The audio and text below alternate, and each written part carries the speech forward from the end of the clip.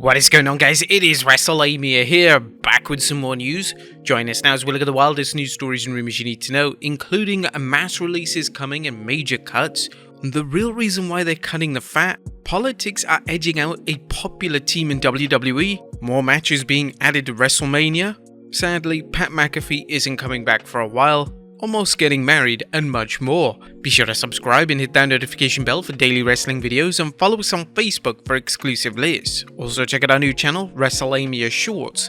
Now let's hit the intro and get straight into our first story.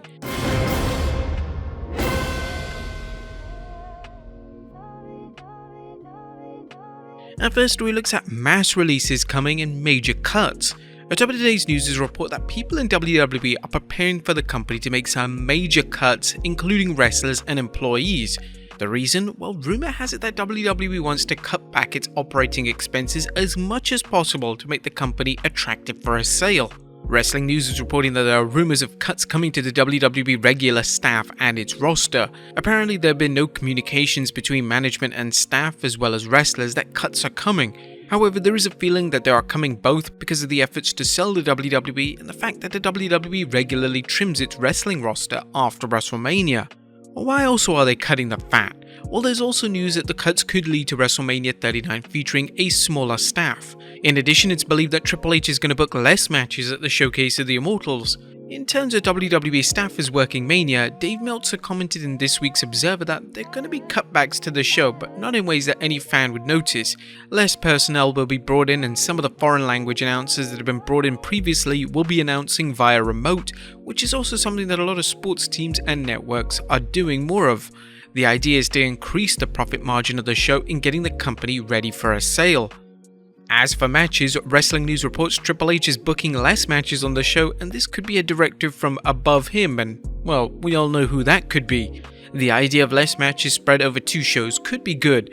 Theoretically, it would give more time for matches on the show.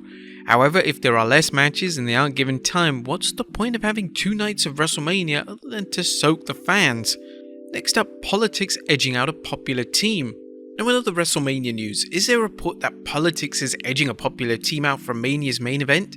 In this week's Wrestling Observer, Dave Meltzer reports, when we asked about the Usos versus Kevin Owens and Sami Zayn headlining night 1, since at the time Zayn was the company's hottest babyface character, we were told that there were political reasons in play to where Flair versus Ripley would most likely get that spot. It's not unexpected that Ripley versus Flair is being considered a main event night 1, although it hasn't been confirmed. This would fit in well with the WWE's women's movement, as well as capitalizing on Rhea Ripley's heat. There are any number of matches that could main event night 1, as the WWE has some very hot programs booked. But of course, many people aren't happy about this, as they feel that the Kevin Owens-Sami Zayn Uso match should be headlining night 1. One fan wrote on Twitter when we posted the news there, at least UK fans can get to bed earlier. Damn. But some have also said we have 2 nights now, women main event night 1 and men main event night 2, so fair is fair. WRKD Wrestling is reporting a different main event for night 1 and also has some information on who fans might want to see wrestle on 1st April. Currently, Seth Rollins vs Logan Paul and Asuka vs Bianca Belair will take place on night 1 of WrestleMania, while Charlotte Flair vs Rhea Ripley will be night 2. Which match should main event night 1? Let us know in the comments down below. Next up, 2 matches reportedly being added to WrestleMania. While there are currently 9 matches booked for WrestleMania, WrestleVotes is reporting 2 more are in the works. I'm told 2 additional matches are coming to the WrestleMania card, both men's and women's 4-way tags. The men's lineup is currently scheduled as Street Profits vs Alpha Academy vs Viking Raiders vs Braun Strowman and Ricochet. No word on what the women's tag team matches are, but it should be obvious that the WWE hasn't spent much time building its women's tag roster. The only established teams are Shayna Baszler and Ronda Rousey, Damage Control's Dakota Kai and Io Sky, and women's tag team champions Lita and Becky Lynch. While the WWE can always throw together 2 women, will the rumored 4-way match involve the women's title? What do you guys think? If these matches do take place, it's a good way for the WWE to get more talent onto its flagship show in 2 matches. With any luck, the WWE will give these teams time to wrestle and not throw them into 5-minute matches. Next up, what's next for Mercedes Money?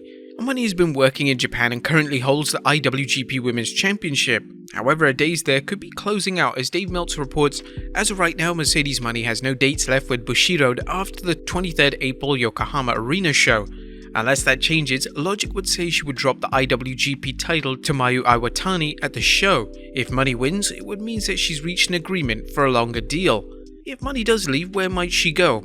Let's hear from the champ herself, who told TMZ Sports, "I want to see who's ready for Mercedes money. I'm always here for the check. I'm always here for the bag, and whoever has the biggest bag is where I'm gonna go." And she seems to be enjoying a wrestling career and a growing Hollywood career. There have been rumors that she would show up at AEW/New Japan's Forbidden Door 2 pay-per-view, but that remains to be seen. Next up, a former AEW star returns to All Elite. It's good news for Dark Order, as Stu Grayson has rejoined All Elite Wrestling and his former faction. AEW President Tony Khan tweeted the news saying, "Welcome back to AEW, Stu Grayson. After a great match last night on AEW Dynamite, in his return, he's more motivated than ever, and now it's official, Stu Grayson is All Elite again." Now, there was some surprise when Grayson left AEW, but Dark Order fans should be happy to see him back. Next up, an AEW star reveals he's injured. He's very nice, he's very evil, and now he's very injured. AEW superstar Danhausen tweeted the news to his fans saying, "Hello, Danhausen tore his pec at AEW Revolution. When Armageddon's been locked and loaded, Danhausen will come back for you." AEW's one-man freak show added, "Boo the ass boys even more, as loud as you can." They took out Danhausen. Chant even louder for Danhausen's good friends FTR Hausen, if it's even possible, when they inevitably smash them. We send our well wishes to Danhausen for a speedy recovery. Next up, SmackDown coming to Puerto Rico. That's good news for fans in Puerto Rico, as SmackDown is coming there. This follows the news that Backlash will take place on 6th March. Rapper and occasional WWE superstar Bad Bunny will host a premium live event, and the WWE issued a statement today about the show.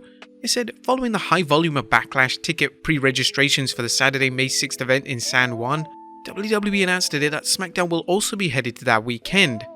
SmackDown will emanate from the same venue on Friday, May 5th. This announcement follows the news that WWE is airing another SmackDown in the same venue before a PLE. The WWE's Money in the Bank PLE is taking place in London, and tickets quickly sold out for the UK show, leading to an announcement that SmackDown will be held in London the night before.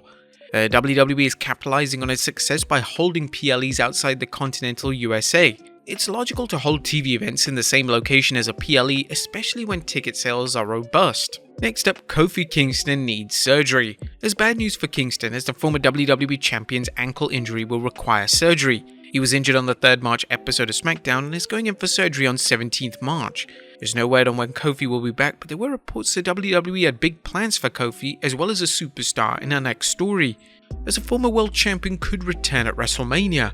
WrestleMania 39 is shaping up to be a big night for the universe, and it could be even bigger if this report from Dave Meltzer pans out. I don't think if anything will come of this, or if Kingston's injury changes this, but we had heard of an idea for Biggie to be at WrestleMania and the three of them would come out together if that would be the right thing to do and if he could come back soon. Although Kofi is undergoing surgery, there's no reason he can't be at WrestleMania in a non-wrestling capacity. Do you think we'll see a New Day reunion at the SoFi Stadium? Let us know in the comments down below. Next up, sadly, Pat McAfee is not coming back for a while. Now that Pat McAfee is finished covering college football, shouldn't he be back calling the action on SmackDown? Well, while McAfee made a special appearance at the Royal Rumble, he hasn't returned to the announce booth, and according to the Blue Brand's Wade Barrett, he's not expected back in the near future. Barrett spoke with the Daily Star about his role as color commentator on SmackDown. It's as permanent as you can ever be in a role in WWE. Historically, things have always been switched around and teams have been moved from here to there, and I'm not saying I'm going to be in the SmackDown hot seat for the next 10 years or anything like that, but in terms of the foreseeable, it's going to be me and Michael Cole going forward. Pat McAfee is always going to be a friend of WWE. He's an incredibly talented guy and we're all fans of his too, but he has a lot on his plate. You may recall earlier reports that suggested McAfee's waited to see where things go with a possible WWE sale. Next up, NFW On Gambling in WWE. It's time for an update on WWE's efforts to get wagering on its matches legalized. Despite the company's efforts, it appears legalization is going to be a long shot. Meltzer reported that CNBC did a story and noted that the state commissions involved were not particularly receptive to the idea of allowing betting on WWE. Adam Greenblatt, the CEO of BetMGM, when asked if he'd be interested in company taking bet on WWE, said, "No effing way." And FanDuel, the largest sports betting company, said it was highly unlikely it would ever accept a bet on WWE. As noted before, the WWE would have to change the way it runs its matches and creative so drastically that it's difficult to see how this would be worth any additional money that WWE brings in from sports betting. And finally, Omos getting married. And last but not least, congrats to WWE superstar Omos, who recently revealed he's gonna get married. The Nigerian Nightmare appeared on Watch What Happens Live, and when asked if he has a special someone, he replied, "Yes, I do. I'm actually getting married later this year." Omos getting the double W here, getting married and also having a match with Lesnar at WrestleMania. Can't get any better than that, can it? But there you have it, folks, the wildest news stories and rumors you need to know. Be sure to leave your comments down below. I'll see you next time with some more wrestling content.